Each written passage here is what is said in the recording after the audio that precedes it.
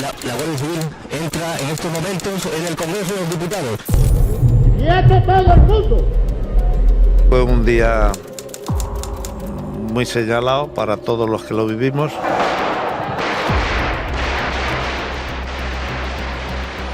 Fue señalado para toda España, ¿no? Y la autoridad que hay competente. Había noticias, había rumores, no había información. Había pocas órdenes, pero lo importante era no meter la pata, no hacer algo mal. Y cuando bajamos, yo tengo particularmente un sentimiento que me emocionó, que en ese silencio que se daba por esta situación tensa, todo el autobús en el que yo bajaba, por lo menos, se puso a cantar el himno de la Guardia Civil. Fui uno de los creadores del Centro de Adiestramientos Especiales de la Guardia Civil. Eran unos años en los que lo que se hacía allí era total y absolutamente defensivo. A partir de que se crean las unidades especiales, la cosa cambia como noche al día. Si realmente fuese posible repetir la vida, yo tendría muy claro que también volvería otra vez a ser Guardia Civil.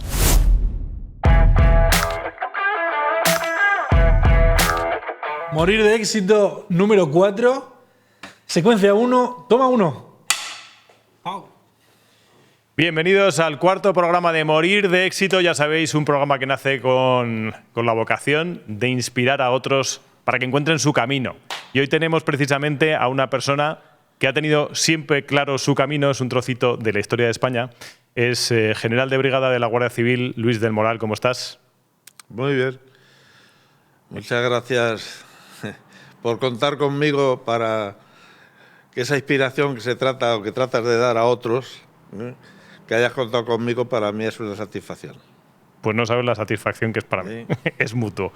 ¿Qué supone para alguien ser Guardia Civil? ¿Qué ha supuesto para ti ser Guardia Civil? Guardia Civil, ser Guardia Civil es algo muy importante, aunque la gente, yo entiendo que no todo el mundo pueda entenderlo de la misma forma que, lógicamente, como yo y mi familia, porque los he hecho a lo largo de la vida, los he hecho participar de la Guardia Civil casi tanto como lo he hecho yo. Esto es una satisfacción enorme que hemos tenido todos y que yo espero que los años que me quede de vida todavía lo pueda seguir disfrutando, porque yo sigo siendo Guardia Civil, a pesar de los muchos años, casi 40 años, que he pasado dentro del cuerpo. ¿Dónde empezó tu vocación como Guardia Civil? La vocación empieza cuando estás estudiando y no vocación, porque entonces no existe. La vocación realmente es una actitud que se da, una virtud que se da, que es complicada. Me imagino que a lo largo de la entrevista tendremos ocasión de hablar de ella. Entonces, lo que en principio aparece mientras estudias, pues yo recuerdo allí el quinto de bachiller, donde ya empiezas a vislumbrar qué es lo que quieres hacer. Y esa inclinación, pues yo veo que hay cosas, es un sentimiento que se te va metiendo en ti, de que la vida militar es algo que me podía gustar. Ciertamente yo no tengo en ese momento más información que la que, viviendo en Toledo, pues te proporciona las vivencias que se dan con la Academia de Infantería en Toledo, y ves a los cadetes por la calle, y yo no tenía más, porque ha habido normalmente en ciertas profesiones donde se transmite casi hereditariamente el hecho de lo que al final resulta siendo, ¿no? No en mi caso. Mi familia no ha habido, ni había habido en su momento, hasta que yo llegué, ningún militar, con lo cual, bueno, pues es algo que va surgiendo en mí con muy poca información, y a partir de ahí tuve la suerte de que acerté, porque podía no haberlo hecho, pero tuve la suerte esa de que ingresé en la academia, pude elegir la Guardia Civil, que era una opción, que siempre estaba, porque la opción de ser Guardia Civil implicaba en la oposición que se realizaba sacar un número bueno para poder elegir. Para tu información, por ejemplo, recuerdo que mi promoción, la 22 de la Academia General Militar, la componíamos 270 personas. De las 270, 30 plazas eran para la Guardia Civil. Entonces, lógicamente, si los 30 primeros que la pidieran, pues hacía que para el resto había desaparecido la opción. Entonces, eso era interesante si tú realmente lo que querías era ingresar en el cuerpo, ¿no? Que después de la Academia General Militar, digamos, ¿dónde se especializó uno en ser Guardia Civil? ¿Era en Madrid o era en... Bueno, ahora es Aranjuez, entiendo, Sí. pero fue Madrid, ¿no? Sí, en Madrid teníamos la Academia Especial a la que pasabas en el tercer año. Hacían los 2 años comunes, se hacían con todas las armas y cuerpos en la Academia General Militar de Zaragoza. Y al tercer año salías a Alférez y de Alférez ibas a la Academia Especial. Hay un cambio importante en el momento en que pasas a la Academia Especial, empiezas a tratar ya los temas que, digamos, van a ser profesionales, van a ser los que van a marcar un poco lo que es la profesión. Los 2 años de la Academia General Militar son materias, lo que es formación, lo que es sentimiento, lo que es crear un espíritu militar, que es realmente la academia la que te lo impulsa y la que, a través de lógicamente de los profesores y de la propia esencia de lo que es la academia, pues te marca ese espíritu militar. Muy marcado por muchas razones. Desde el principio, desde que ingresas, el horario, por ejemplo, una de las cosas realmente curiosas, ¿no? Amanecías, si mal no recuerdo, a las 6:30 de la mañana. Ahí tocaban diana y hasta las 10:30, creo que era, si mal no recuerdo, la hora de acostarse. Te pasaba, sobre todo al principio, todo el día corriendo. Siempre ibas a todos los lados sitios, corriendo. todos los sitios ibas corriendo. Luego ya, a medida que vas cogiendo la experiencia, corres igual, pero parece que no notas tanto. Entonces, la verdad es que uno se imbuye de una serie de virtudes, de valores tradicionales, militares, que te van impregnando todo el cuerpo, ¿eh? Y eso se nota. Todos los que hemos pasado por la Academia General Militar tenemos ese espíritu que llamamos de la general que nos marca, imprime carácter. Qué bueno. ¿Y en qué consiste la profesión de ser Guardia Civil? Si tuvieras que definirlo a grandes rasgos, porque evidentemente hay muchas especializaciones ahora en la Guardia Civil, puede ser Guardia Civil, pero de muchas maneras ahora. Pero si hubiera un denominador común de qué es ser Guardia Civil, ¿qué sería? Fundamentalmente la defensa de las leyes, de toda la legislación, en el sentido de primero cumplirlas. Lógicamente, como todo hijo de cristiano, ¿no? Todos tenemos la obligación de cumplir las leyes. En el caso de la Guardia Civil, hacerlas cumplir. Esa es una razón importantísima, ¿no? Luego hay otra serie de cuestiones que se plantean como profesional a través de las múltiples facetas o especialidades que tiene el cuerpo. La Guardia Civil es una institución muy atractiva. Sobre todo lo digo pensando en la medida en la que mucha gente joven la desconoce, aunque últimamente, en los últimos años, las oposiciones o las posibilidades que tienen de ingreso en el cuerpo están demostrando que tienen una apetencia por el cuerpo fuera de lo normal. Creo este año he oído, por ejemplo, que la máxima nota que ha habido en España precisamente había pedido la Guardia Civil para ingresar en la Guardia Civil. Eso indica que realmente hay una una apetencia muy generalizada. Estoy hablando porque claro, hay digamos, dos opciones en lo que es la Guardia Civil. La Guardia Civil no es la misma, el servicio, lo que es el cuerpo, la institución es la misma, pero las opciones son diferentes. Si entras de guardia o entras, como es el caso mío, cuando ingresas en la Academia General Militar, para oficial. Entonces, esa diferencia, lógicamente, se nota, ¿no?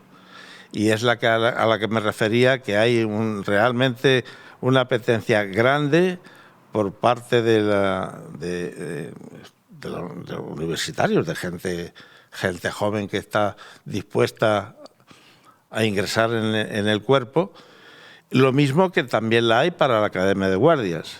Además, con muchas curiosidades en el sentido, por ejemplo, yo tengo noticias de gente que habiendo hecho una profesión o habiendo hecho unos estudios que la llevan a una profesión, incluso dentro de esa profesión, incluso universitarias, profesiones como consecuencia de sus estudios, han decidido ingresar como guardias en la Academia de Guardias. Entonces son detalles que realmente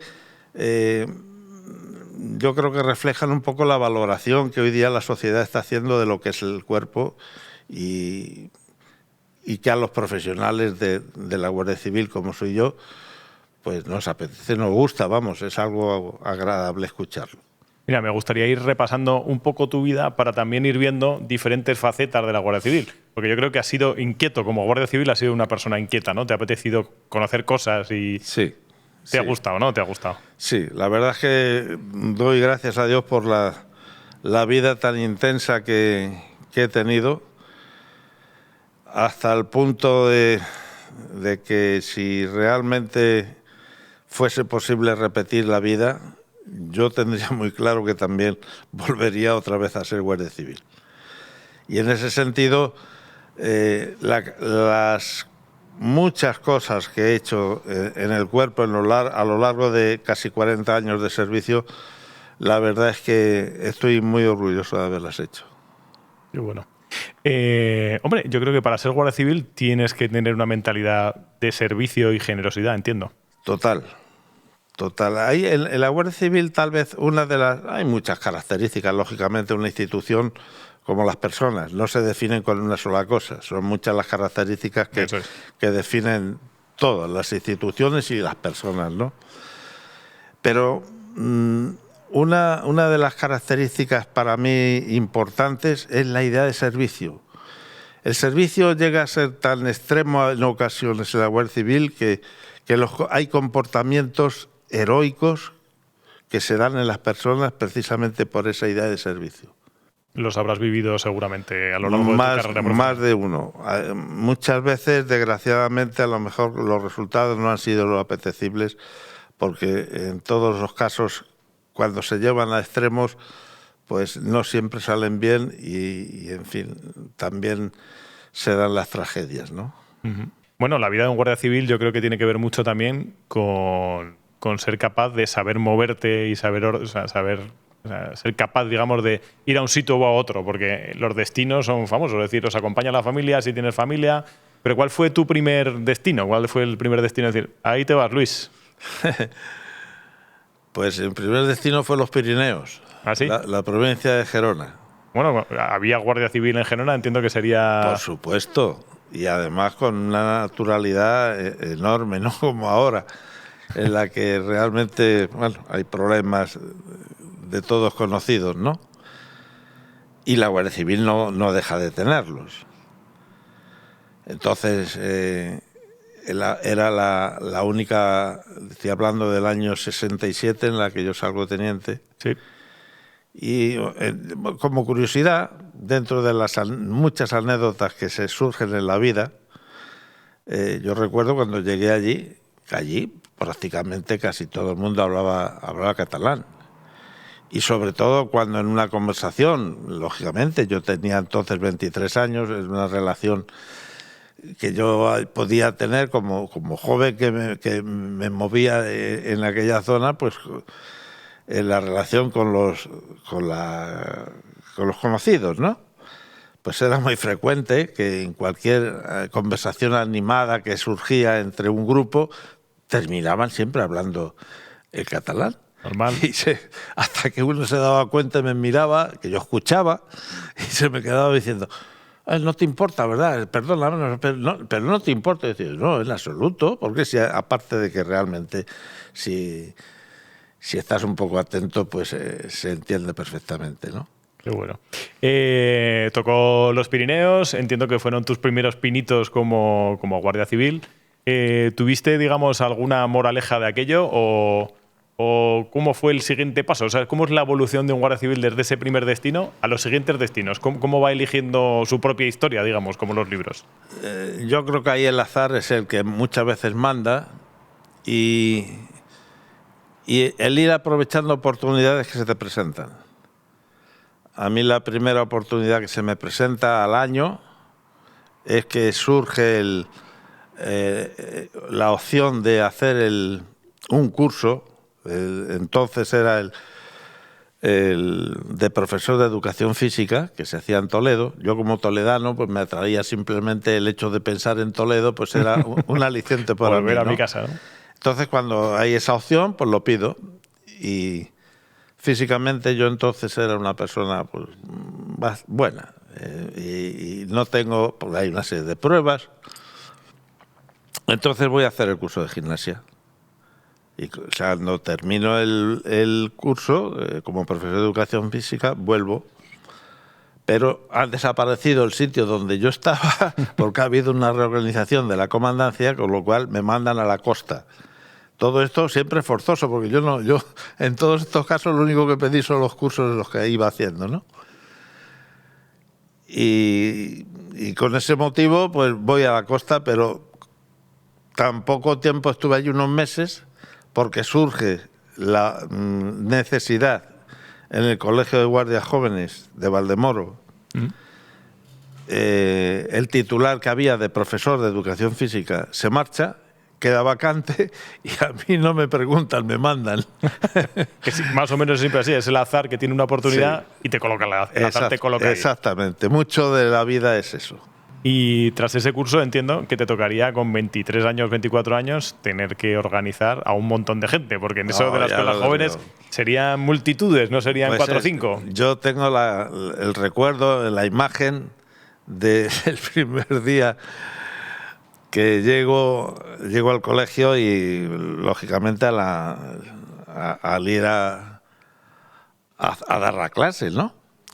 Había en Valdemoro, en el colegio antiguo, ahora hay uno desde hace ya muchos años, pero precioso, pero vamos, entonces era un colegio antiguo que llevaba muchos años allí.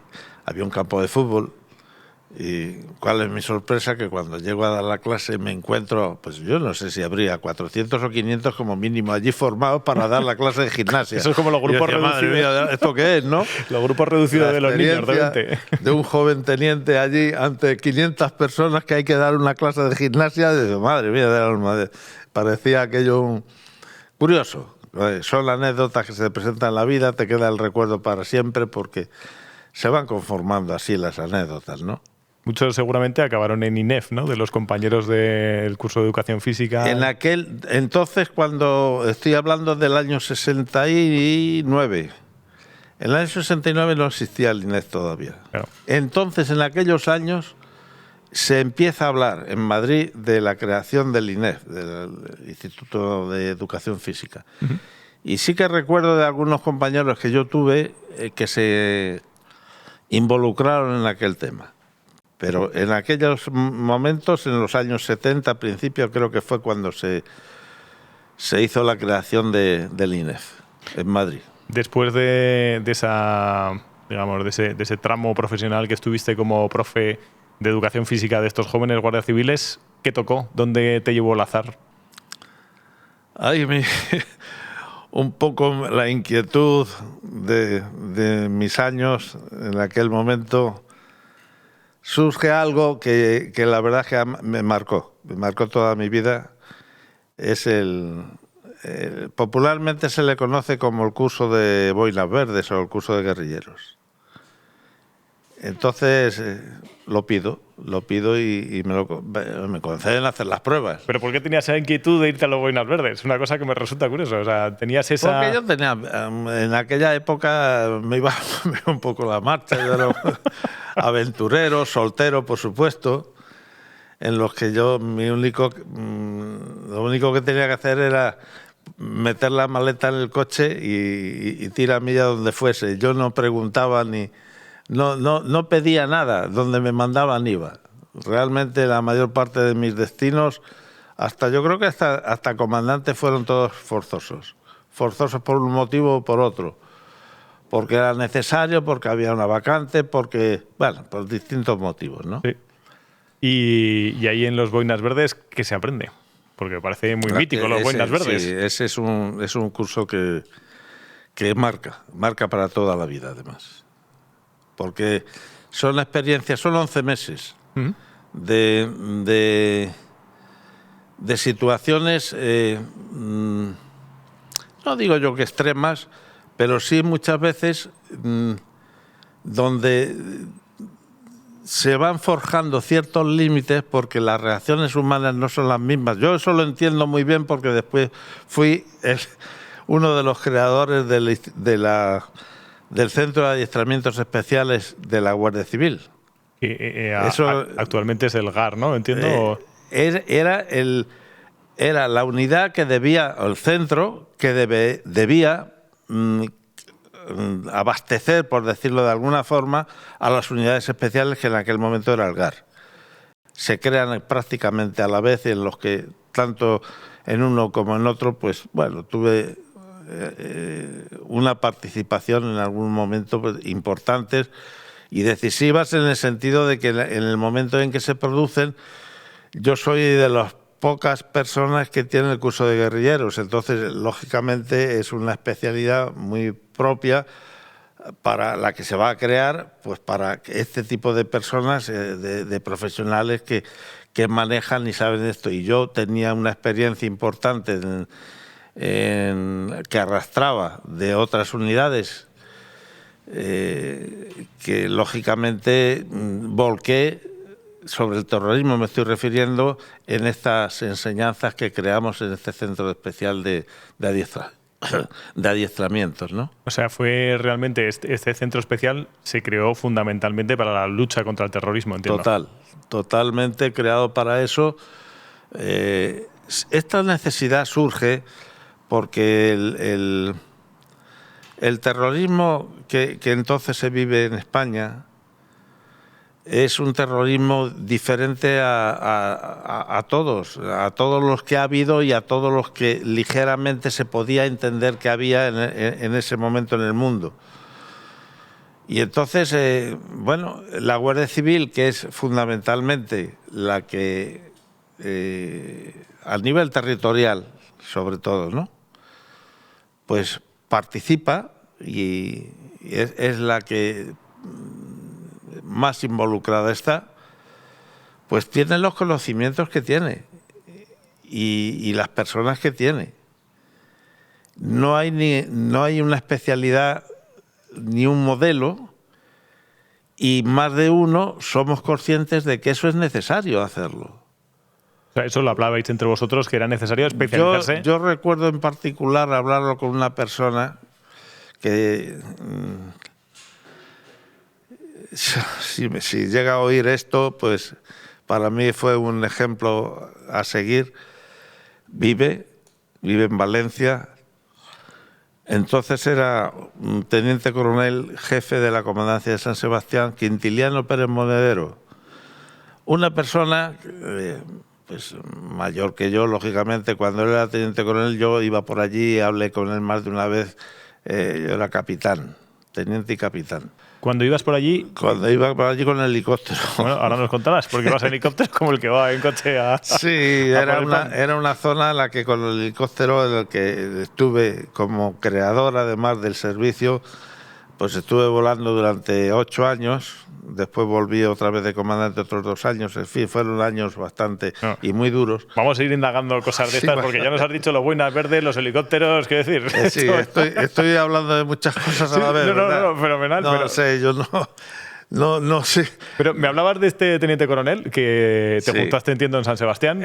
Sí, este era un guerrillero también, le había hecho el curso de guerrilleros. No habíais coincidido, pero sí que teníais en común que habéis hemos hecho. coincidido porque él era mayor. Él, por lo menos, yo calculo que era, vamos a ver, era de la 1, de la 13, aproximadamente por lo menos 12 o 15 años mayor que yo. Ujú. Entonces, lógicamente, él tenía una experiencia diferente, pero que en aquel momento, precisamente por las razones que se vivían en España, a él le designaron para mandar a la comandancia de San Sebastián en concreto, y allí es donde en alguna ocasión sí que hablábamos, o hablé con él, o él habló conmigo, porque entonces él era teniente coronel, yo era capitán, hablaba él conmigo, y yo hablaba con él lo que me dejaba. Y sí que era evidente que se necesitaba la formación especial de una serie de personas que pudiesen luchar contra una situación en la que la inmensa mayoría de los que allí estaban, con toda su buena voluntad, pero es más, eran unos años en los que lo que se hacía allí era total y absolutamente defensivo, fundamentalmente defensivo. A partir de que se crean las unidades especiales, la cosa cambia como noche al día. Y además da la casualidad que en los años, que es cuando hay un profundo cambio, estoy hablando de opiniones muy personales, pero Bueno, vamos, de lo que creo viviste tú, eso es. que son contrastadas, no hay ninguna duda en ello, ¿no? En los años 80 hay un cambio brutal en lo que es la concepción del cuerpo en relación a las unidades. El servicio de información se potencia y cambia su forma de actuar. Se potencia hasta tal extremo de que llega a ser una de las unidades más importantes, no solamente de España, las que funcionan y se mueven operativamente en todo el País Vasco en general, aunque el concepto de terrorismo que vivimos era aplicable en toda España, o sea Sí, que sí. era extensivo a toda España, ¿no? Se crea la UEI como unidad especial, se hacen... En los años 70 se crean helicópteros, en los años 70 y concretamente el primer vuelo lo hacemos en el año 1973. Digamos que ese es el protocuerpo que posteriormente es el que hace el GREIM de montaña, de rescates de montaña, de vigilancia del estrecho con narcotráfico. Es decir, ese es el cuerpo inicial que se formó de helicópteros, es el que ha provocado esos cuerpos posteriormente, ¿no? Bueno, el helicóptero no en especial. El helicóptero lo que ha hecho siempre ha sido prestar un servicio inicial siempre de apoyo. Uno de los grandes problemas que nos suscitó siempre la creación de este servicio es que cuando creas una unidad nueva, en muchas ocasiones tienes que ir haciendo camino al andar, como dice la literatura nuestra, ¿no? No había experiencia y entonces tienes que ir pasito a paso haciendo cosas. Y una de las que no teníamos experiencia ninguna, porque realmente también éramos pioneros, salvo el ejército que tenía sus unidades, pero no las mismas misiones. Entonces, lo que eran las misiones propias de los helicópteros en el cuerpo estaban por hacer. Y entonces, había que eso, lo que decía, ir paso a paso y creándolo a la vez que lo hacíamos. Y llegábamos, yo recuerdo más de una vez durante una cierta época, en la que hacíamos visitas a las comandancias, los pilotos que entonces estábamos, y explicábamos lo que era el helicóptero, cómo se podía utilizar. Porque en un principio parece que cuando se compraron los helicópteros todo el mundo pensaba que era para que el director general de la Guardia Civil pudiese ir por uno por otro, cuando nada más faltas a la verdad. Lo cogía, lo volaba de vez en cuando, pero no era la misión, por supuesto. Aquella, ¿Cuál fue la primera misión que hizo un helicóptero en la Guardia Civil? ¿Lo recuerdas? Sí. La primera vez que volamos, más que como misión, fue desgraciadamente una tragedia que ocurrió en todo el litoral mediterráneo, desde la parte de Murcia hasta prácticamente hasta Cádiz. todo ese litoral, Almería, Málaga y parte de Murcia, que hubo unas riadas enormes, hubo una noche que cayó tanto agua que arrastró de todas las laderas, arrastró agua que se llevó por delante casas, vehículos, personas, y hubo muchos muertos. Yo no recuerdo si más de un centenar, incluso en todo lo... Y con aquel motivo, pues fue la primera vez que los helicópteros, entonces teníamos dos. Sí, no había más. Los dos primeros helicópteros que habían venido, y fue la primera vez que hicimos un movimiento con ellos. Porque luego servicio en sí, que era pues el primer servicio que se hizo propio del cuerpo, que era con motivo de una manifestación, pues fue en esa época también, en el 73, yo no sé si fue por el verano, por ahí, en una manifestación que hubo en Pamplona. Después tuviste mucha relación con el País Vasco y el helicóptero. ¿Tuviste que hacer por allí? Sí, allí hemos estado durante muchos años. Era el objetivo fundamental del servicio, era ese, ¿no? Y es con infinidad de anécdotas. Hay una que me estoy acordando. Es una de las cosas que siempre me gusta cuando empiezas a hablar de estos temas, o de este tema en particular, de lo que ha sido mi vida relacionada con las distintas cosas que he hecho. Hay una cosa que me impresionó. Cuando volábamos en aquellos años, nuestra falta de experiencia, porque como decía, la hemos ido adquiriendo, la íbamos adquiriendo como podíamos, poquito a poco, siempre tenía yo la sensación de si realmente lo que hacíamos servía o no servía de nada, ¿no? Porque claro, tú vas volando y muchas veces con objetivos, órdenes concretas de hacer algún tipo de servicio concreto, pero que era, pues eso, muy específico, y terminabas, te volvías a la base y se acabó, ¿no? A esperar que surgiera otro. No había demasiados servicios programados, entre otras cosas porque no teníamos tampoco material suficiente. Teníamos los dos aparatos y punto, no había más, ¿no? Y recuerdo en una ocasión, un día, yo creo que en una comida, esas que se solían hacer de vez en cuando entre grupos de gente, guardias, allí todos nos juntábamos y hacíamos un tipo de comida, me parece que fue. Y se me ocurrió preguntarle a los guardias que había allí si realmente ellos tenían la sensación de lo que hacíamos, de que si servía para algo aquello, ¿no? Y la contestación aquella no se me ha olvidado, porque me dijeron, uno en particular dice, ¿cómo que si lo sabemos o lo vemos o el servicio? Dice, allí había... Bueno, termino para no enredarme, ¿no?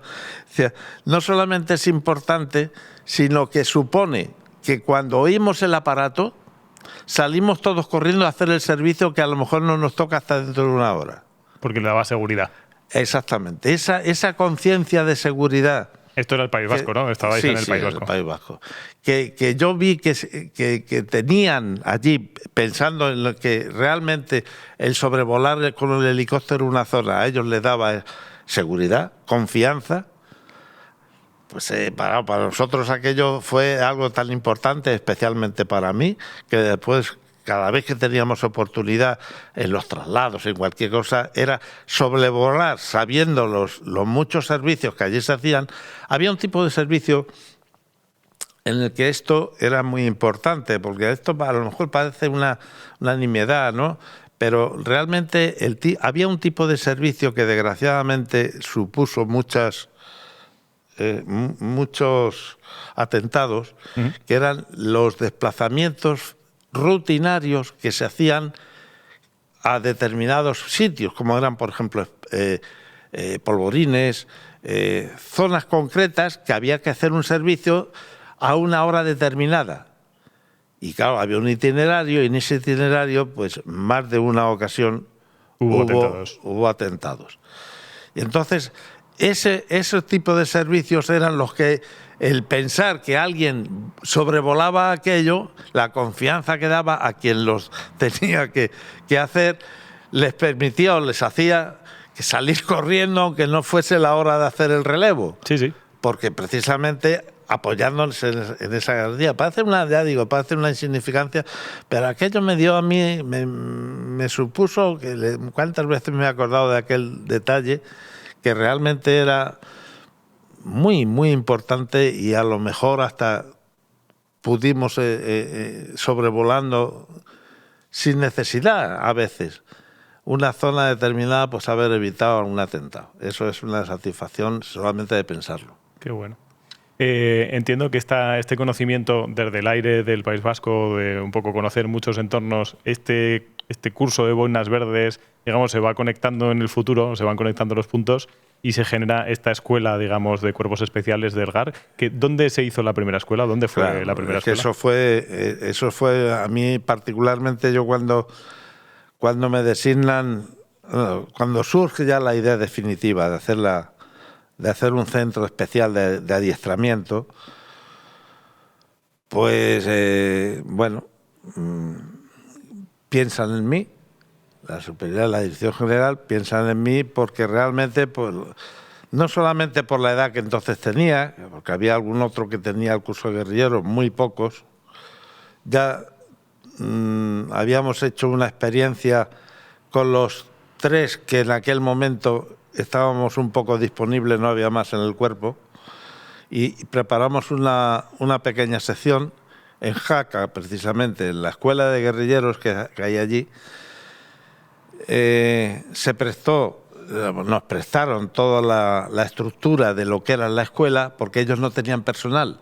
Y entonces lo que hicieron, o lo que se hizo fue, en ese momento, los 3 que teníamos el curso de guerrilleros, nos destacaron allí y durante 3 meses formamos una sección.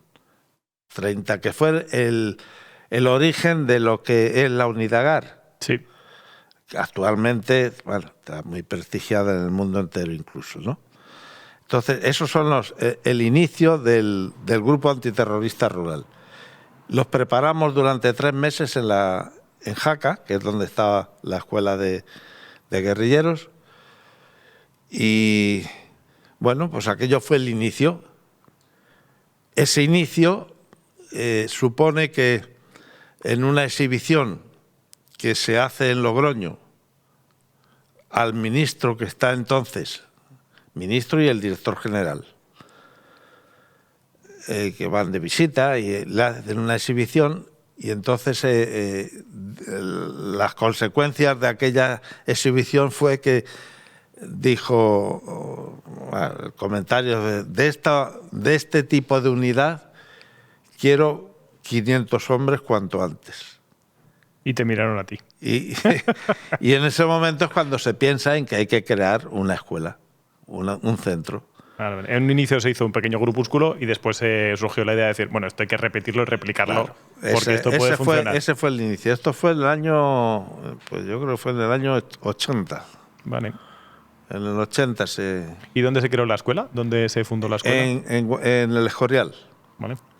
En el Escorial, es muy curioso porque la designación de alguien que empiece a pensar sobre el tema, pues recae en mí y yo era entonces capitán, y en un comandante que con una gran capacidad y una cabeza vive, gracias a Dios todavía también, y nos designan a los dos que empecemos a pensar.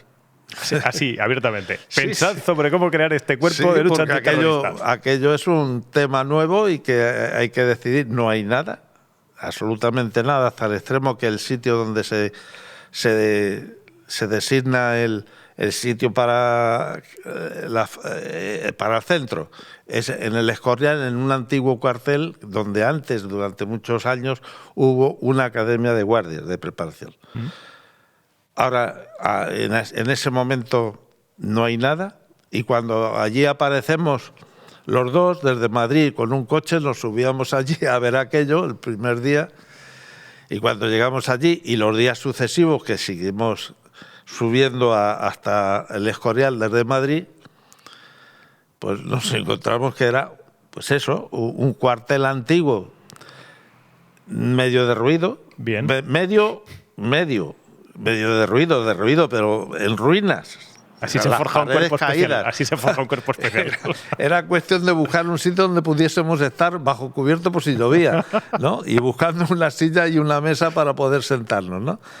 Y con ese inicio, pues lo que decía antes un poco, empezar a pensar todo, personas, material, ejercicios, tipos de... Bueno, lo que es la creación de un centro es impresionante, ¿no? Oye, ¿y cómo elegíais a las personas que iban allí? ¿Cómo se elegían? Bueno, pues cada uno aportaba lo que podía. Yo recuerdo, como anécdota también, a mí me tocó, lógicamente yo era el único que tenía de los dos en principio y de algún otro, que ya se nombró también un jefe, un teniente coronel entonces, venía de Coruña. Estaba el jefe de comandancia y le nombraron teniente coronel jefe de lo que iba a ser el supuesto centro, ¿no? Él se trajo ya otro teniente y bueno, con este tema a mí me tocó lógicamente como el especialista que era, porque era el único que tenía el curso de guerrilleros, que recuerdo la anécdota que me dijo el jefe, dice, tú busca gente que sea guerrera, que le vaya a la marcha, que tiene que ser gente dispuesta, aguerrida. Y le dije, sí, no te preocupes que eso lo tengo ya. Es la primera vez en mi vida que yo he elegido a alguien para que nos acompañara o a mí al menos me acompañara en lo que íbamos a hacer, la única vez. Pero la anécdota está en que le dije, pero lo más importante que tenemos que hacer, los hombres son muchos, pero necesitamos sobre todo, por encima de todo, 2 cocineros. Que se comían las piedras esta gente, ¿no? Porque yo pensaba en eso precisamente, que la gente joven, desarrollando un curso en el que era mañana, tarde y noche, durante mucho tiempo, en condiciones un poco extremas, porque lo que decía comentaba antes, ¿no? En la preparación de este tipo de personas, en unidades especiales, lo que buscas es no ya tanto la preparación física y el estado físico de las personas, sino llevarles a situaciones un poco límites, porque las reacciones humanas no son las mismas en una situación cómoda y tranquila, que cuando tú estás un poco en el límite de tus posibilidades, ¿no?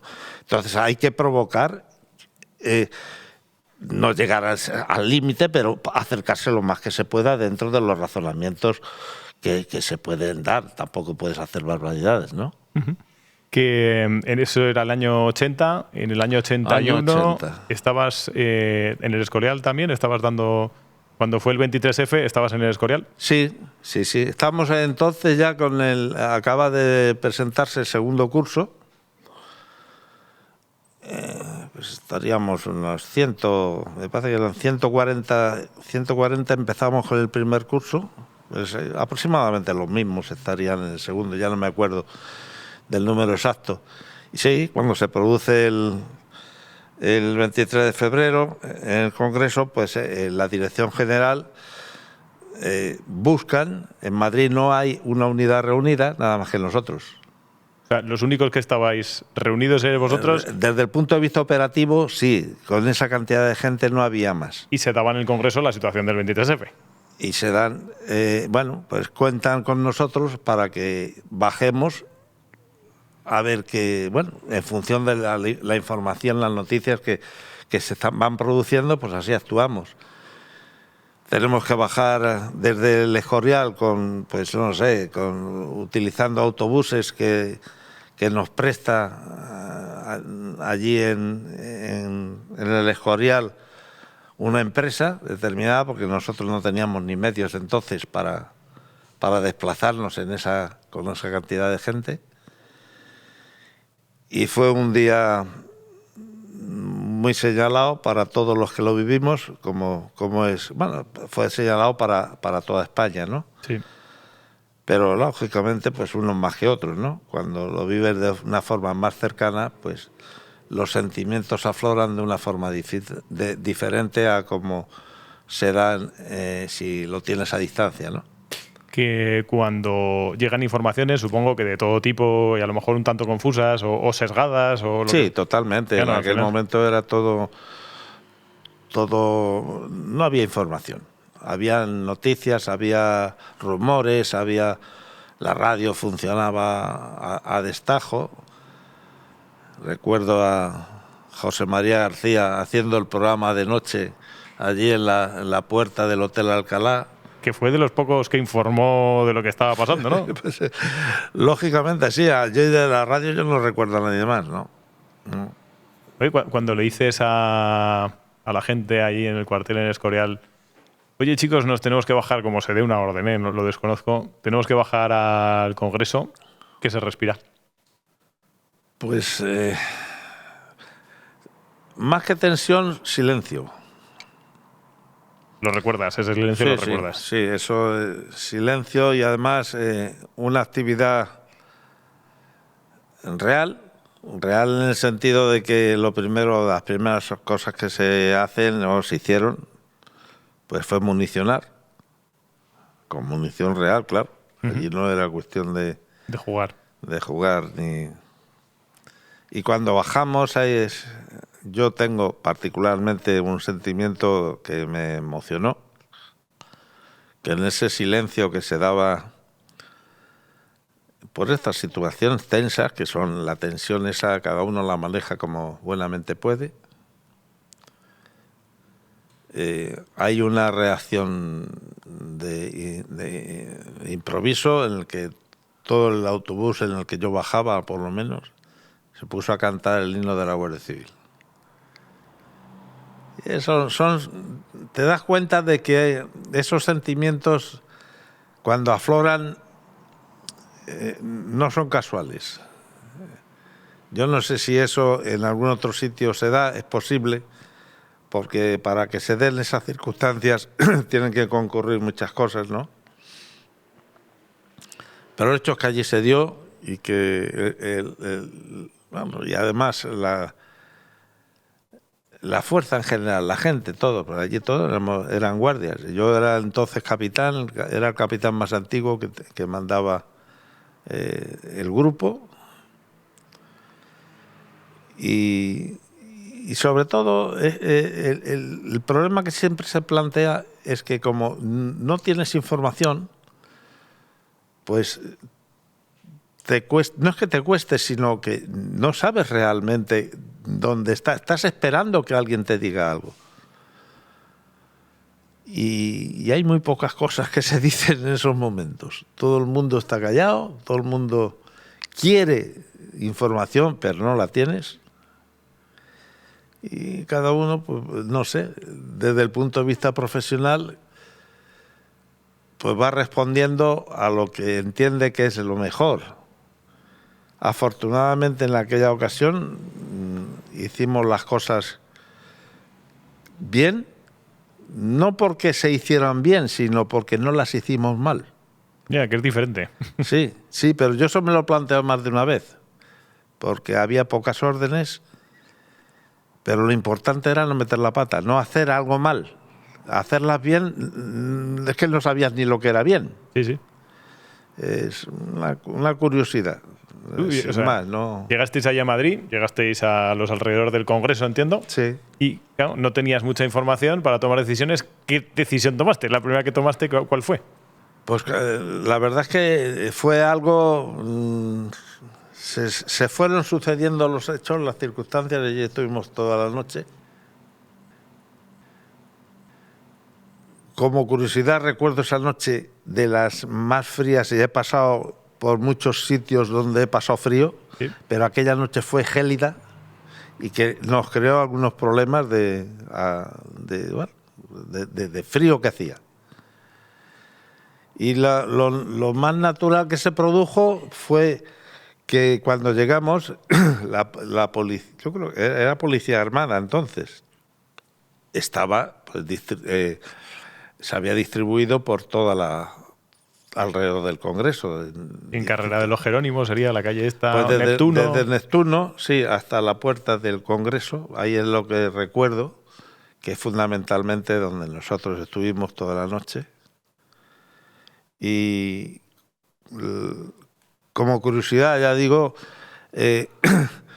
sin proponérnoslo, nosotros fuimos ocupando distintos puntos que eran un poco neurálgicos de la zona y nos encontramos que a primeras horas de la noche, porque allí cuando llegamos podrían ser alrededor de las 7 de la tarde o 7 y pico, alrededor de esa hora, la policía armada había desaparecido. Nos habíamos quedado solos. No sé quién daría la orden para que se marcharan, en el caso que al final el grupo que bajamos del Escorial... Llegasteis y ya no estaba la policía armada. Cuando llegamos sí estaba. Ah, vale. Y alguien mandó desalojar esa Y policía. alguien de la forma que fuese, yo ahí ya no, Sí. no lo sé, pero como me dices que cómo se sucedieron, allí no había órdenes claras ni concretas por parte de nadie. Porque, entre otras cosas, no se sabía. Y la situación no era daba una luz. situación tan especial que... Entiendo que después de ese día noche, porque fue la noche entera, hasta el día siguiente, la situación de descanso cuando todo acabó sería importante, ¿no? Es decir, bueno, ya se ha acabado, ya Sí, entendemos. pues, la liberación que se produce, la tensión, indudablemente crea, pues eso, una forma de... No sé, soportas perfectamente porque para eso estás entrenado. Normalmente son situaciones tensas, pero gracias a Dios no pasó de ahí en lo que la materialidad de la acción se refiere, ¿no?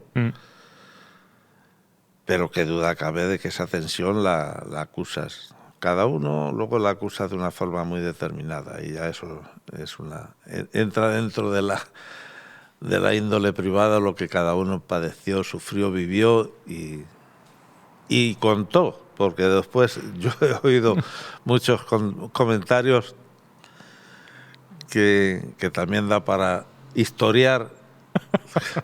habiendo estado. Que, digamos, esos son, decías, que afortunadamente no acabó en una cosa que... Pero ¿cuáles son o han sido los momentos más duros como Guardia Civil? Yo creo que a lo largo de una vida profesional intensa y sobre todo con unidades, en este caso concreto, con una institución como la Guardia Civil, que aunque no se le reconozca, es de riesgo. Y digo eso porque es un tema de actualidad ahora que... Bueno, cada semana tenemos una historia. Sí, pero desgraciadamente incomprensiblemente, el que no sea considerado como una profesión de riesgo, no lo termino de entender, ¿no?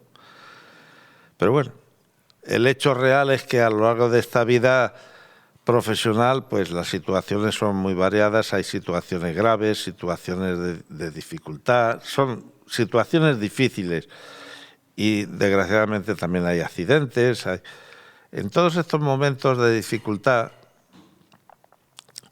pues siempre la Guardia Civil se ha caracterizado por responder con un ánimo de sacrificio enorme. Momentos difíciles, para mí los más difíciles, más que difíciles, han sido, pues, no sé cómo diría, los momentos trágicos. Y más que por los momentos trágicos que desgraciadamente han ocurrido, por la impotencia ante los que te encuentras, ¿no? No sabes, cuando no puedes hacer nada. Eso es, y desgraciadamente de esos ha habido muchos. Más de los que, por supuesto, quisiera, ¿no?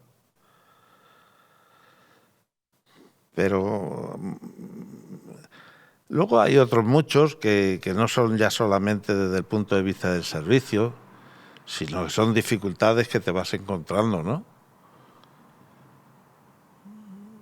Hay, por ejemplo, hay una cosa que yo he valorado mucho, ha sido los sacrificios y las dificultades que nos ha creado o que te crea, porque no a todo el mundo le ocurre. Por ejemplo, los movimientos geográficos que se producen dentro del territorio por razones de servicio, ¿no? Uh-huh. En los que hemos arrastrado siempre a la familia han sido momentos difíciles. Eso es algo que tal vez no esté lo suficientemente valorado, pero porque una vez dices, pues yo he tenido que hacer muchos, como la inmensa mayoría de los profesionales, de los militares en general, profesionales, hemos tenido que hacer. Yo no los he contado, pero del orden de 12 o 15 traslados he tenido. Quitando los que yo en principio hice como soltero, que entonces no lo valoras tanto, con la familia siempre me ha seguido a todos los sitios y eso son momentos que también son crudos, ya no por ti como profesional, que también, porque en los movimientos se supone que tienes que conocer nueva gente, nuevas autoridades, nuevos servicios, nueva gente, subordinados.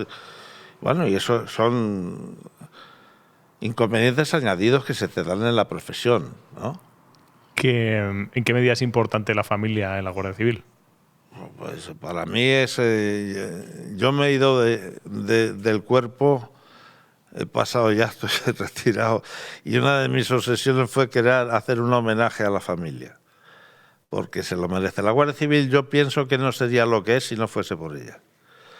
El tipo de familia que ha tenido, que ha vivido, que ha estado, que conoce lo que es un cuartel y sus vivencias, si no fuese por la familia, la Guardia Civil no sería lo que es. Yo estoy convencido. Claro, un guardia civil, lo que comentabas, profesionalmente, si tienes 12 destinos, tienes que ir haciéndote a esos 12 destinos y profesionalmente conocer unas personas u otras. Pero claro, la familia le pasa un poco igual. Tiene que hacer unos destinos y tiene que conocer un colegio nuevo, unos compañeros nuevos, una mujer o un marido que tiene que entender qué es lo que pasa en esa ciudad.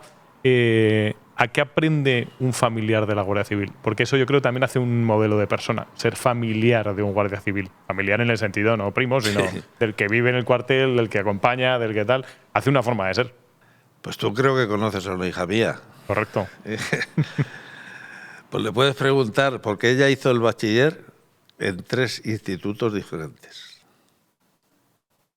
Concretamente hizo parte en Toledo, parte en Gijón y parte en Madrid. Cuando eso se lo expliqué a la directora, que era una directora en Madrid, el último sitio, porque tenía problemas para que empezara el curso allí, y le dije, soy un funcionario que vengo obligado por circunstancias y que no voy a tener sitio para una hija. Y cuando le conté lo que te acabo de contar, dijo, no hay ningún problema. Se solucionaron todos, ¿no? Sí, pues eso da idea de que cómo, sobre todo porque las personas, los profesionales ya lo recogemos como algo natural. Sobre todo los hijos, la gente joven, es muy complicado, porque si sale bien es un enriquecimiento personal importante, pero cuidado, es peligroso. Todos sabemos lo que es a los 14 años, 13, 10, dejar a los amiguitos que tienes, volver a hacer unos nuevos, crear un nuevo ambiente en otra población. Eso no es fácil, entonces puede ser a veces hasta peligroso. Pero bueno, hay que admitirlo. Yo doy gracias a Dios porque a mí me ha salido bien. No, Sin más, no quiero profundizar. Ha seguido la estirpe, ¿no? La estirpe ha seguido en tu caso. La vocación sí que ha generado otra vocación de Guardia Civil. Gracias a Dios.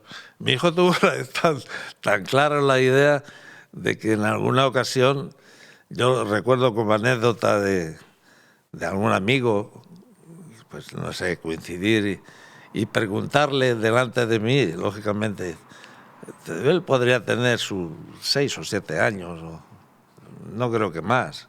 Era de esa vez todavía, yo lo recuerdo como un crío, ¿no? Y preguntarle, bueno, ¿y tú cuando seas mayor qué querrás ser? Dice, yo lo tengo muy claro, teniente de la Guardia Civil. Si con 6 años decía eso, está claro que estaba claro. Bendita. Que, bueno, o sea, al final, ¿cómo te lo has pasado mejor?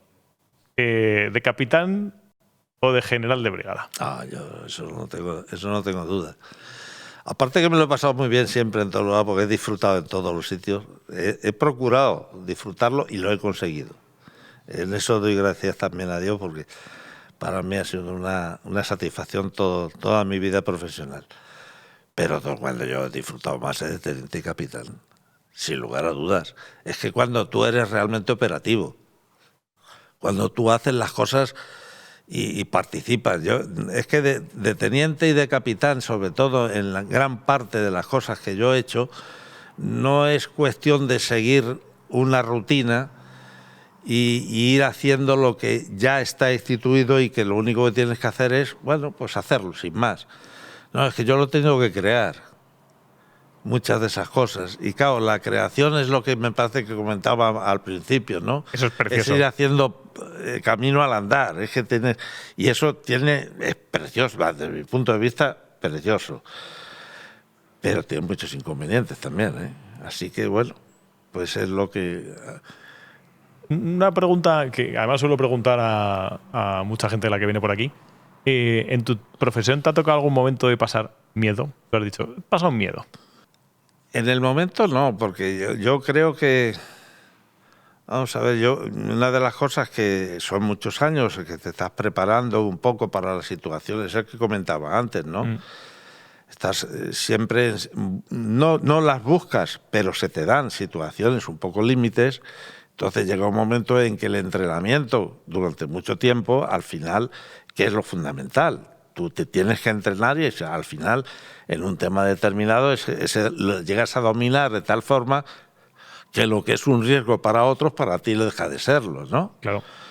Pero eso no quita para que en un momento determinado también, si durante la operación en sí, durante lo que te está ocurriendo, durante el accidente o el incidente, tu cuerpo reacciona y tú no sientes eso. Ahora, otra cosa es después. ¿Qué pasa después? Te puedo contar anécdotas. Yo es que, vamos,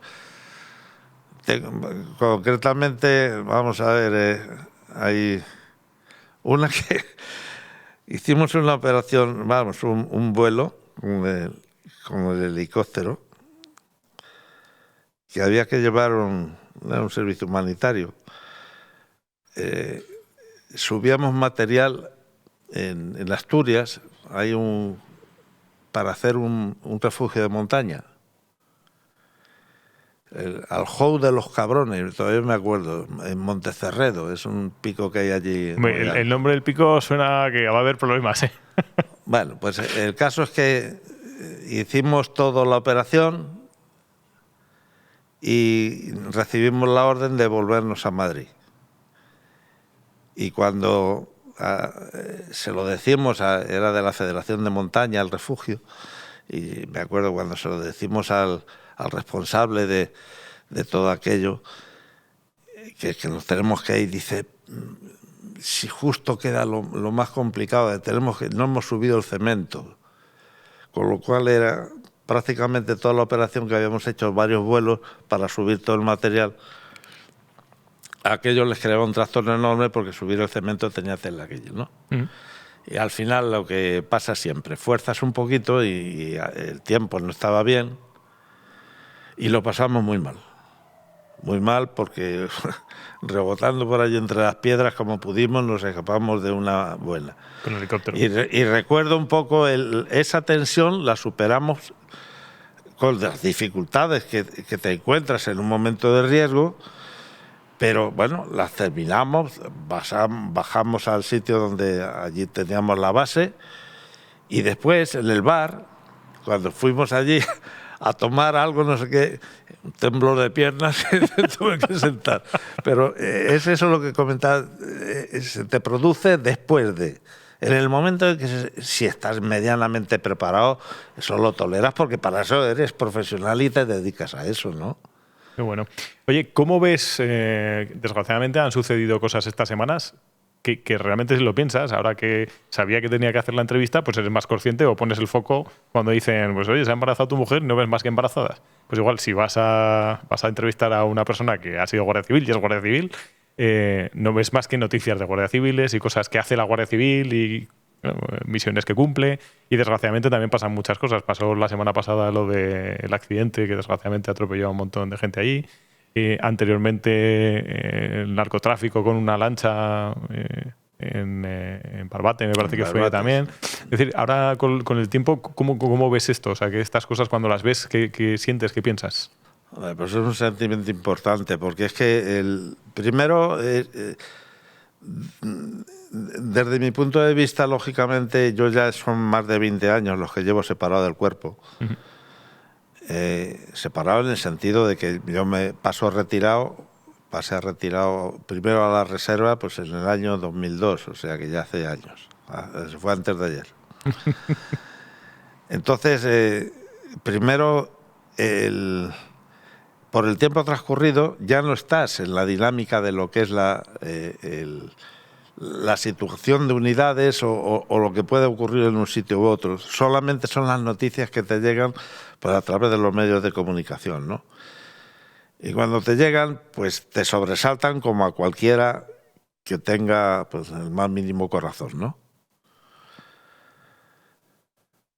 Luego analizas en ocasiones, sobre todo si en este caso concreto es que hay una persona que es una persona muy allegada para mí porque es el hijo de una persona con la que yo conviví en mis años, bueno, de Toledo también, y éramos vecinos. Y entonces, ahora mismo, afortunadamente, no es de los fallecidos, pero está bastante fastidiado.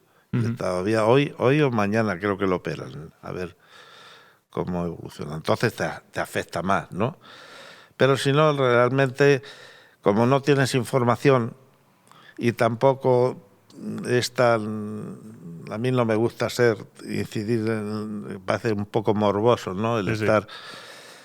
Porque encima sí, a mí me gusta esforzarme y dedicarme y hacer lo que pueda siempre que tenga posibilidad de hacer algo. Si no, es mejor estar tranquilito, quieto y callado, que muchas veces es como mejor puedes ayudar a quien pueda hacer algo, no incordiando.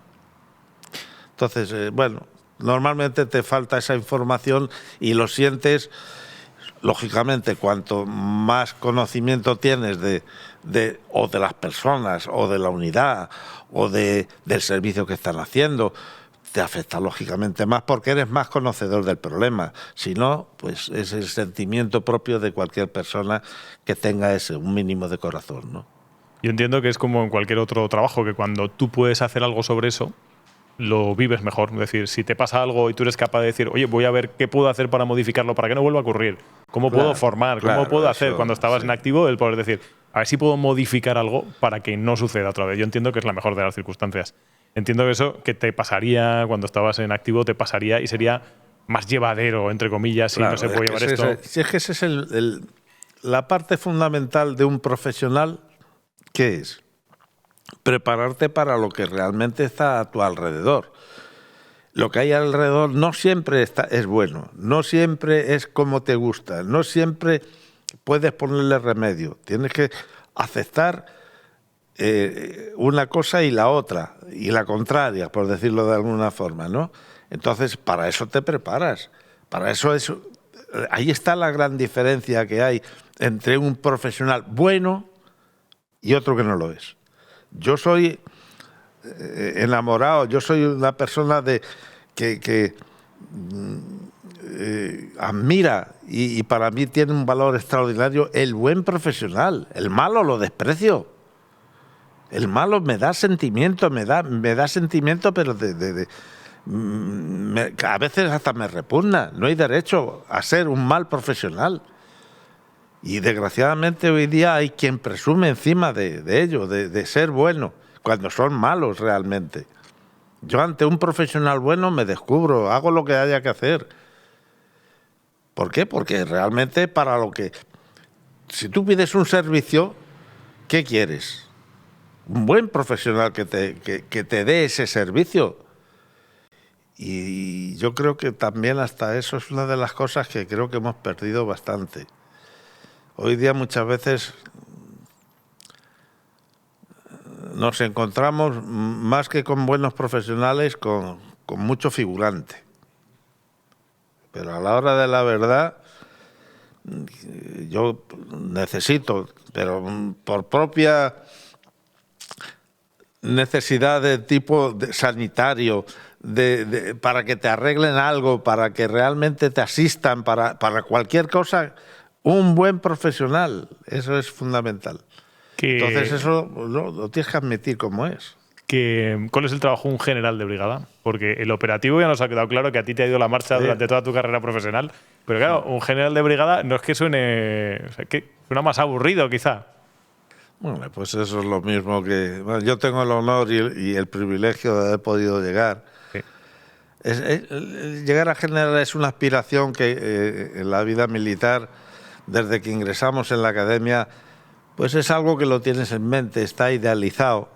Y como tal, pues el poder llegar a hacerlo, pues para mí ha supuesto una satisfacción enorme.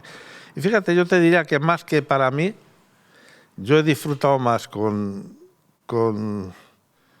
el sentimiento que se supone para mi familia, para los que son míos, para los que están cerca, su entorno, el que lo ha sentido. Para mí mucha mayor satisfacción que el hecho de haber alcanzado pues un poco la meta de mi carrera profesional, ¿no? Yo esa la he dado por hecho, sí. Yo, como he disfrutado, y a veces mucho más, de teniente y capitán, que como digo, eso seguro, disfrutar un montón. De general lo que pasa es que tienes otro tipo de responsabilidades. Hay una cosa que es importante, que en la vida militar, bueno, en la vida militar no, yo entiendo que en todas las profesiones hay un valor añadido en relación a las personas con las que te rodean, ¿no? O te manejas o estás en contacto.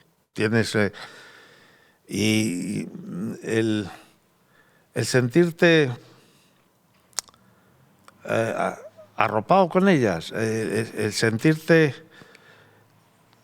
Vamos a ver si no lo digo concretamente. Mandar profesionales es algo muy difícil. Mandarlos bien. Volvemos otra vez a lo de que seas bueno o que seas malo. Mandarlos mal vale cualquiera, pero mandarlos bien es difícil. Y sobre todo cuando son profesionales. Y eso es una labor que sí que se ejerce en los máximos empleos. Al principio, de teniente, pues tú mandas 20 hombres, pero luego a lo mejor de general un poquito más. Puede ser unos poquitos más. Me viene una pregunta que siempre, desde pequeño, es decir, ¿cómo manda un general de brigada? ¿Cómo manda bien un general de brigada? Hombre, sobre todo, yo creo que sobre todo con responsabilidad. Y sobre todo, mira, hay otra cosa que yo, a cualquier profesional, pero desde luego yo voy a hablar de lo que es la vida, ¿sí? La vida militar, la vida profesional. Yo creo que hay algo importantísimo para mandar, y mandar bien, es el trabajo en equipo. Creértelo. Es imposible, yo no entiendo cómo a todos los niveles en la vida, cómo se puede pretender saber de todo. Es imposible, y más hoy. Yo por lo que estoy viendo, y eso que ya en lo que va de siglo es cuando más ha cambiado todo el aspecto, si quiere, de los medios técnicos, tecnológicos en general, ¿no? Si es imposible saberlo. Si tú tienes una responsabilidad de la que dependen un montón de subordinados o un montón de personas dentro de una empresa, es imposible. No puede ser, por muy bueno que seas, brillante que hayas tenido, no, es imposible.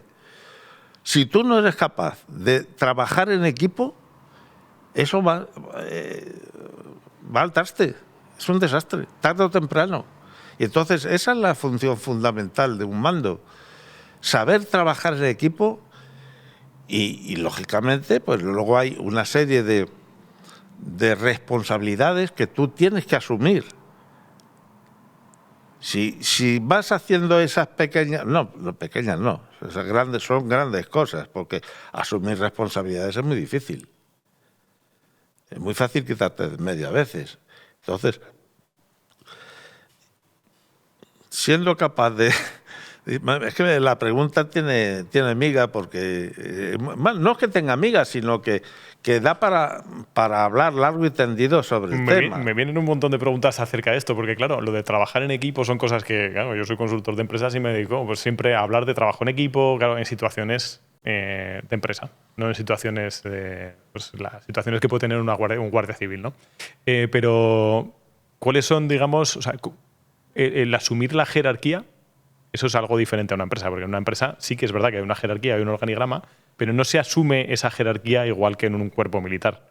Es decir, ¿en qué ayuda y en qué perjudica esa jerarquía a la hora de mandar? ¿Si perjudica o beneficia en algo? O sea, es decir, lo estoy dando sesgo.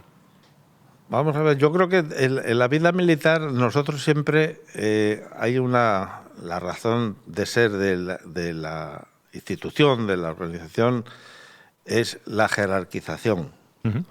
Entonces, desde ese punto de vista, puede liberarte ciertas cosas en el ejercicio profesional, el hecho que dependas de alguien. Lo mismo que puede cargarte el que seas el responsable de unos subordinados, ¿no? ¿Cómo manejas eso? Pues es que es un problema de personas, es un problema de tener las ideas claras, es muy complicado. Es complicado porque surgen necesidades presiones por todos los lados. Y hay que ser, como muchas veces decimos vulgarmente, ser un buen lidiador, ¿eh? Porque los toros están ahí, siempre salen. Y unos son buenos y otros no son tan buenos. Sí, sí. Y yo me parece que al principio de la conversación, una de las cosas que te decía es que yo solamente ha habido una vez en mi vida profesional que he tenido la oportunidad de elegir a las personas que me iban a rodear o de las que yo iba a estar cerca. Una sola vez. Lo normal en la vida es que estés en el cargo que estés, los que te rodean no los has elegido, los tienes. Y tú como profesional, tu obligación es sacarles el máximo rendimiento, a ellos y a ti, por supuesto. Y eso, ¿cómo lo haces? Pues yo qué sé, hay personas que son capaces, hay unos son más brillantes, otros lo son menos, hay quien lo consigue, hay quien no lo consigue y bueno, pues la catalogación que te hace la sociedad, el mundo, la misma profesión, la organización a la que perteneces o la institución, bueno, pues es una valoración que como resultado al final a lo mejor te lo premian, pero otras veces no.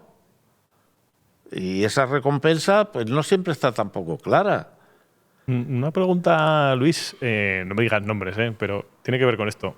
¿Recuerdas en qué te marcó un jefe de manera negativa y qué te marcó un jefe de manera positiva? ¿Qué no repetirías y qué repetirías de aquellos jefes? Es decir, ¿qué aprendiste de...? Eso es complicado porque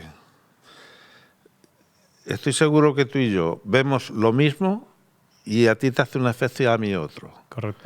Y entonces, lo que sí te puedo decir es que yo he aprendido mucho, no digo yo que tanto o más, pero mucho de lo que no debería hacer. El ejemplo positivo es uno, pero el negativo también es importante. ¿Cuántas veces hemos visto algo que hemos pensado, yo al menos, esto no debo hacerlo, esto no está bien? Y eso cuenta también mucho. Yo creo que tanto más que el positivo, de hecho te marca más. Sí, muchas veces es más importante, pero también es importante no solamente lo que aprendes, sino la confianza que te da encontrarte con personas a las que respetas, te gusta, aprendes y son positivos. Eso es un líder, eso es un líder. Exactamente. Eso es un líder, alguien al que te quieres parecer. Tú lo dices. Mira, pero es una definición cojonuda. Es decir, alguien al que te quieres parecer y confías en él y demás y dices, hostia. Eso es ideal. Y puedes tener toda la jerarquía del mundo. Sí, señor. Pero si no tienes autoridad y liderazgo, no tienes autoridad en el sentido de lo que emana de ti. Es decir, ese carisma, ese poder relacional, el poder carismático que tienes, de afectivo, de ser experto en algo. Yo creo que la gente se quiere parecer a alguien y dice, hostia, yo me voy a juntar, a ver si se me pega algo. Yo creo que es bueno. O sea que como general, digamos, es llegar al clímax, digamos, de la profesión de guardia civil. ¿Cuántos guardias, o sea, cuántos generales de brigada había cuando tú te retiraste, digamos, para entender un poco el orden de magnitud de cuántos del cuerpo de decir cómo se organiza? Éramos, creo recordar, éramos 14 de brigada y 3 de división. Vale, y eso es la cúpula, digamos, de la Guardia Civil. Era lo que había entonces. Hoy día se ha duplicado. ¿Y eso por qué? Bueno, pues porque son las fluctuaciones que la política trae muchas veces, trae con los distintos gobiernos, las distintas ideologías y permite, pues, de hecho, como anécdota, recuerdo en el año 2000 se hace la ley de personal, una ley de personal específica exclusivamente para la Guardia Civil, porque hasta entonces nosotros toda la legislación que había en la Guardia Civil procedía de la que tenía el Ejército de Tierra. Entonces, en ese año se hace una ley de personal específica, como digo, para la Guardia Civil, y hay un interés general por parte de todos los profesionales en el cuerpo de que figure un teniente general que para equiparar un poco a lo que es 3 de división, poner como si fuese al mando un teniente general, ¿no? Esa era la idea. Y bueno, la verdad es que durante el tiempo que duró la redacción de la ley, pues hubo insistencia de todas las formas posibles que podíamos en aquel momento, con los políticos incluso de todos los sitios apoyando o tratando de que apoyaran esa opción de un teniente general, y no se consiguió. Era la opción. A los pocos años hay un cambio de gobierno, y no solamente uno, sino que ahora hay 5 tenientes generales. Han aumentado también los de división. ¿Eso es mejor o es peor? Yo ahí ya no entro porque son situaciones que los profesionales en eso normalmente admitimos, como yo así lo entiendo yo, al menos, ¿no? Las razones políticas del por qué se hacen unas cosas u otras. Vamos, eso es así, vamos. Que si pudieras, ¿qué cambiarías de la Guardia Civil? Caray. No, yo no. Me voy guardando para el final las preguntas. No pienso que yo pudiese cambiar nada. He cambiado cosas en mi vida porque he hecho cosas que han surgido de mí y de mi entorno, de las personas en las que teníamos una idea concreta de una actividad profesional y como han nacido de mí, pues bueno, hasta cierto punto ha supuesto un cambio. Pero yo,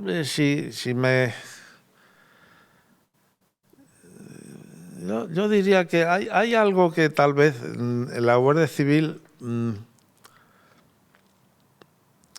se podría mejorar, aunque ha mejorado un montón y ahora mismo, bien sabe Dios que no lo hago extensivo a todas las unidades. Hoy hay unidades de la Guardia Civil que me gustaría hablar un poco de ellas porque merece la pena para incluso los que no lo conozcan. Pero lo que iba a decir, el tipo de servicio, ese que hemos comentado, el trabajo en equipo. El trabajo en equipo, ha habido épocas en que la Guardia Civil no lo hacía de forma muy particular. Y eso yo creo que es muy mejorable.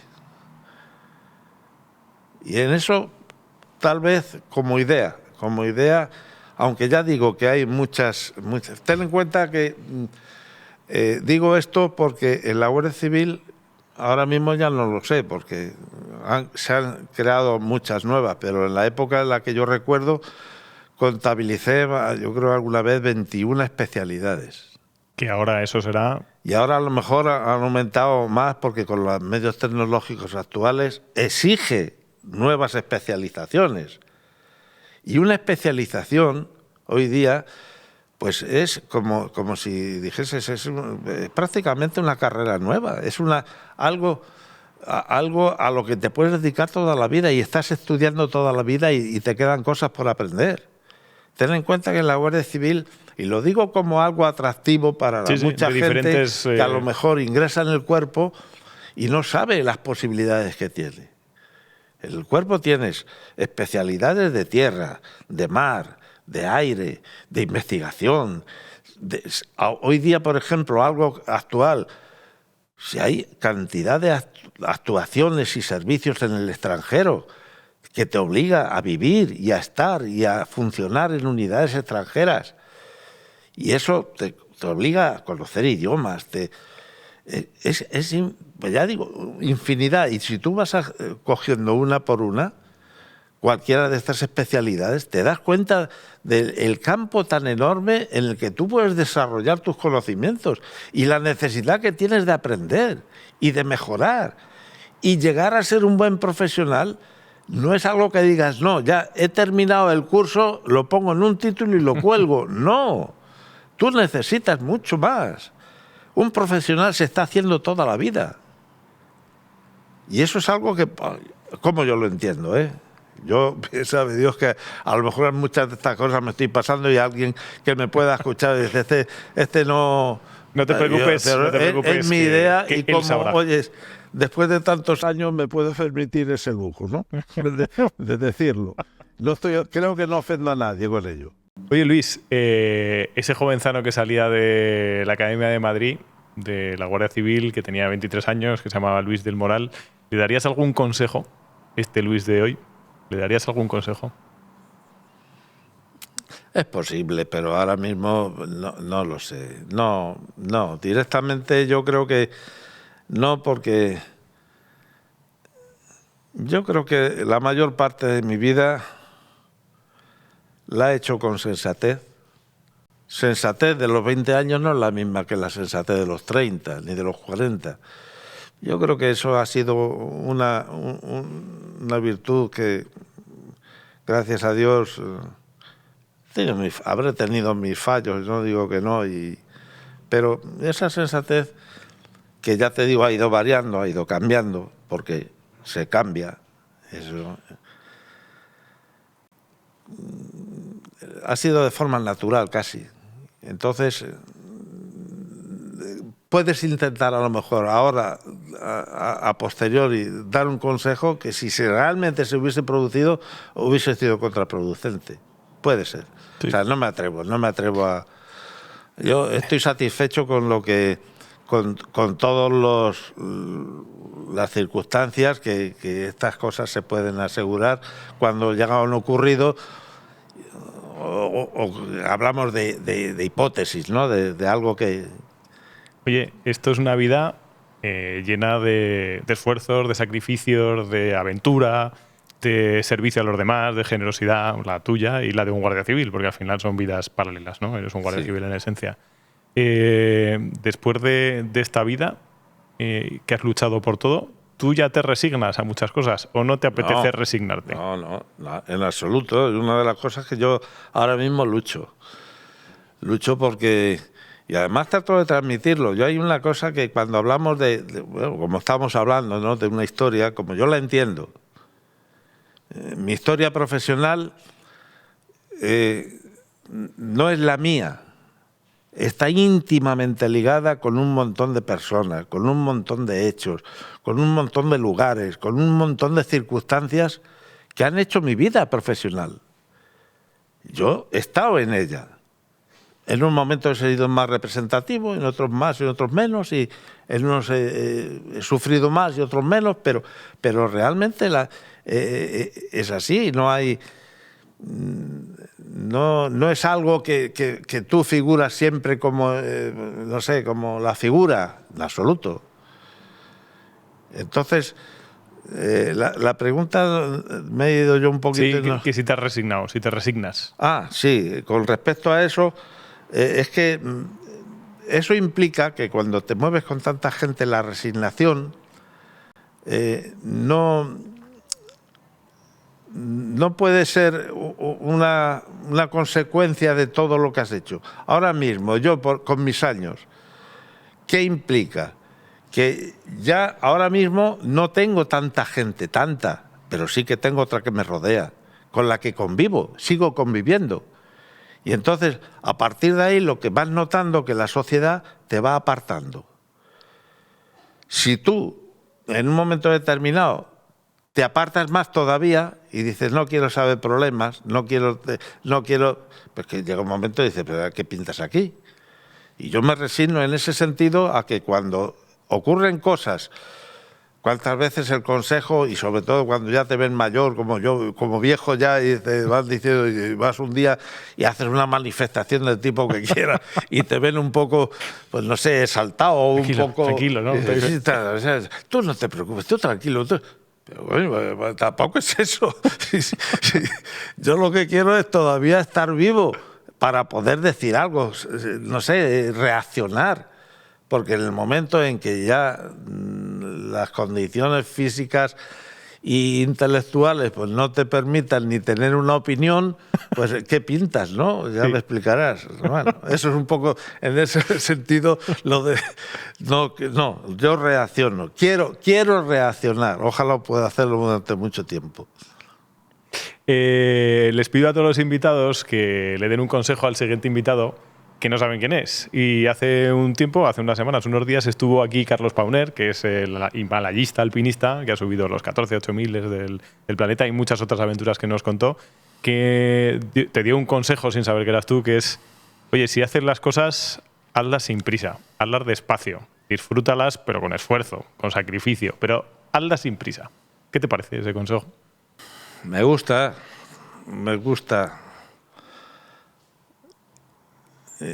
Yo ya diría sí, me gusta porque además yo lo he aplicado.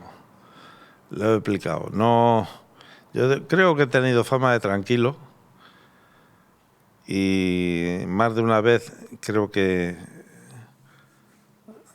tranquilo en el sentido de sopesar las cosas, no hacerlas a la buena de Dios, como en la academia utilizábamos en plan macho, en plan machada, ¿no? Hay que hacerlo, un momentito, sí, hay que hacerlas, pero vamos por partes, ¿no? Desde ese punto de vista sí que lo entiendo, hacerlo de las cosas tranquilas, lo entiendo y ya te digo que me parece un buen consejo. Lo que pasa es que luego cada persona somos un mundo y no todo el mundo lo puede hacer, ¿eh? Correcto. ¿Qué consejo le das al siguiente invitado que no sabemos quién es? ¿Qué consejo le darías a una persona que anda por ahí por la calle? Hay un sentimiento, dentro de la milicia que como pensamiento dice algo así, dice, hablar poco de la profesión militar demuestra un poco tu ineptitud, ¿eh? Y no es un ejemplo para la carrera de las armas. Algo en ese sentido. No es literal, pero bueno, con la idea esa. Yo creo que es, y yo me la aplico, importantísimo hablar de tus sentimientos profesionales, de lo que es la profesión, hablar de ella. Y no siempre lo hacemos, sobre todo cuando ya tienes muchos años. Para mí todavía es más gratificante, porque ya no tengo otra. Pero es que cuando realmente estás en activo y la vives, el hablar de ella, en la vida militar, ya te digo que está recogido como un pensamiento militar, es muy importante. Te sientes, basta que de siempre un grupo de amigos militares nos juntamos y contamos nuestras anécdotas, nuestras vicisitudes de todo tipo. Se disfruta un montón. Y es que creo que es muy importante. Entonces, el que cualquier profesional, que es el caso que estamos hablando, de profesionales, ¿no? El que hable de su profesión, yo es un consejo y eso que a mí no me gusta dar consejos, ¿eh? Yo siempre digo con respecto a esto, a mis hijos y a... que yo hablo en voz alta, después cada uno que haga lo que interprete. Pero tal vez referente a lo que me acabas de preguntar, eso, hablar de la profesión, hablar en todo momento y disfrutarla. Que este programa se llama Morir de éxito, es el nombre que se nos ocurrió, y este es el leitmotiv un poco que nos hace unir los programas. Y le pregunto a todo el mundo qué es el éxito para él, y entonces te pregunto, Luis, ¿qué es el éxito para ti? Pues el éxito es un logro, es un logro de una meta, un logro positivo, de una meta, de un objetivo, ¿no? Pasa que el éxito es muy relativo siempre. Eso, por ejemplo, eso me recuerda, pues, en Toledo, cuando estuve en Toledo, jefe mandando la comandancia de Toledo, hace ya muchos años, allí está el hospital de tetrapléjicos, ¿no? Sí. Y la sensación, yo lo visitaba con frecuencia por distintos motivos, y la satisfacción que daba el que alguno de los parapléjicos o tetrapléjicos incluso que había, cuando se conseguía que moviera un dedo, una mano, un pie, andara un poco, hiciese algo, ¿no? Decía, qué éxito, y que realmente lo era, porque era así, era un éxito. Y luego te encuentras a uno que va a la Olimpiada, y porque no hace la marca adecuada y queda el octavo, es un fracaso. Y esa es la relatividad que muchas veces supone el éxito. Lo que es muchas veces un éxito para uno es un fracaso para otros, ¿no? Y además luego también tienes la otra, pues, opciones de que no es lo mismo. El éxito no es el mismo que yo pienso, para mí, que cuando lo ven los demás. Un éxito para mí es, si quieres, el personal, es la satisfacción que a mí me produce, por ejemplo, el deber cumplido, la satisfacción de que estoy a gusto conmigo mismo y la gente está a gusto contigo. Y en cambio, por ejemplo, con respecto a los demás cuando una persona tiene éxito en una profesión. Y yo particularmente, por no sé, a lo mejor simplificando, cuando deja una buena huella, cuando deja huella, dices, ha pasado por esta profesión o ha hecho esto y ha dejado huella, con eso solamente, por supuesto, positiva, ¿no? Yo creo que eso es éxito, ¿no? Pero es siempre relativo, yo no me atrevo a decirte más. Luis, muchas gracias por este rato. Yo creo que es oro molido lo que hemos hablado. Gracias por enseñarnos un trocito de tu vida, que es un trocito de un guardia civil, que podrán ver mucha gente cómo ha vivido un guardia civil y puede ser ejemplo para muchos. Y gracias también porque es un trocito, al fin y al cabo, de la historia de España en la parte que te toca. Con lo cual, muchas gracias por estar este rato aquí en Morir de Éxito. No sabes lo que te lo agradezco. Yo solamente te he dicho en un principio que te agradecía el hecho de que me hubieses pensado en mí, ¿no? Para esto, por temas profesionales. Te he repetido, creo, mucho a lo largo de la conversación la importancia que para mí tiene y lo que realmente considero importante, que es hablar de la profesión, ¿no? Pero aparte de eso, pues estas reflexiones y estos recuerdos que ha sido lo que hemos hecho, ¿no? A traerme a la memoria con tus preguntas montones de cosas que te puedes imaginar que a lo largo de estos 40 años de vida profesional intensa, pues tienes. Pues me gustaría que si a alguien le sirve para, no sé, para saber sobre todo lo que es la Guardia Civil en base a mis experiencias, las que he podido contar, pues para mí sería una enorme satisfacción. No tengo otra gratificación. Pues muchas gracias, Luis. Esta es tu casa. Muchísimas gracias a ti. Totalmente distinta como me la imaginaba, ¿eh?